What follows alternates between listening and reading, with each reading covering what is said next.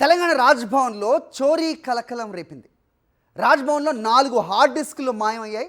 CC ఫుటేజ్లో ఈ దొంగతనం జరిగిన విషయాన్ని రాజ్భవన్ సిబ్బంది గుర్తించారు. సుధర్మ భవన్లో 4 హార్డ్ డిస్కులు మాయమైనట్టు గుర్తించారు. ఈ నెల 14న హెల్మెట్ ధరించిన దుండగుడు ఈ చోరీ చేసినట్టు ఐడెంటిఫై చేశారు. హార్డ్ డిస్క్లో కీలకమైన సమాచారం ఫైళ్లు ఉన్నట్టుగా గుర్తించారు రాజ్భవన్ సిబ్బంది. చోరీకి సంబంధించి పోలీసులకు ఫిర్యాదు చేశారు. అవుట్సోర్సింగ్ ఉద్యోగిని పోలీసులు అరెస్ట్ చేశారు.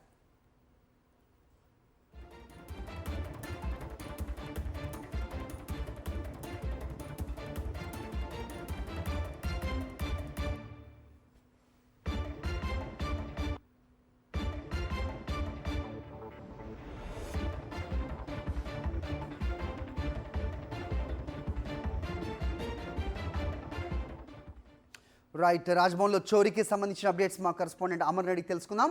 అమర్, చెప్పండి, ఒక అవుట్సోర్సింగ్ ఉద్యోగిని అరెస్ట్ చేశారని తెలుస్తోంది. సో ధృవీకరించారా? హెల్మెట్ ధరించిన దుండగుడు ఇతనే అని గుర్తుపట్టారా? సో ఏ కీలకమైన సమాచారాన్ని దొంగిలించాడు, ఎందుకు దొంగిలించాడు, ఏమైనా అప్డేట్స్ ఉన్నాయా?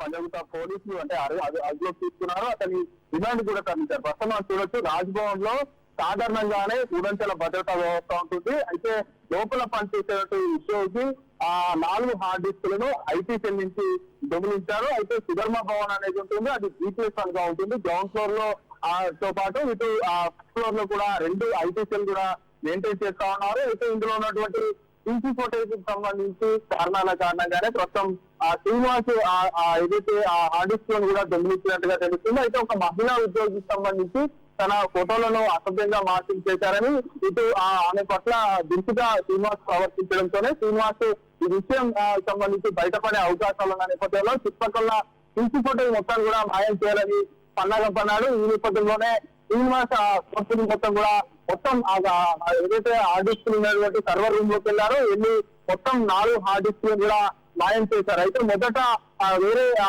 ఏదైతే కుట్రకోణం ఉందనుకొని పోలీసులు భావించారు. ఆ తర్వాత మేనేజర్ ఫిర్యాదు మేరకు పూర్తిస్థాయిలో శ్రీనివాస్ పై కేసు నమోదు చేశారు. ప్రస్తుతం శ్రీనివాస్ ని అదుపులోకి తీసుకుని అయితే రిమాండ్ అయితే తరలించారు. అయితే మొత్తానికి ఒక మహిళ పట్ల దురుసుగా ప్రవర్తించే పూర్తిగా అతని వ్యవహారం బయటపడుతుందన్న భయంతోనే అందులో ఉన్నటువంటి సీసీ ఫోటేజ్ మాయం చేయాలనే దుర్విషయంతోనే హార్డ్ డిస్క్ కూడా మాయం చేసినట్టుగా తెలిసింది. ప్రస్తుతం అటు ఏదైతే అతను మాయం చేసినటువంటి హార్డ్ డిస్క్ లో కూడా పోలీసులు అయితే స్వాధీనం చేసుకొని కొద్దిసేపటి క్రితమే పంజాగుట్ట పోలీసులు ఒక అధికారికంగా ప్రకటన విడుదల చేశారు.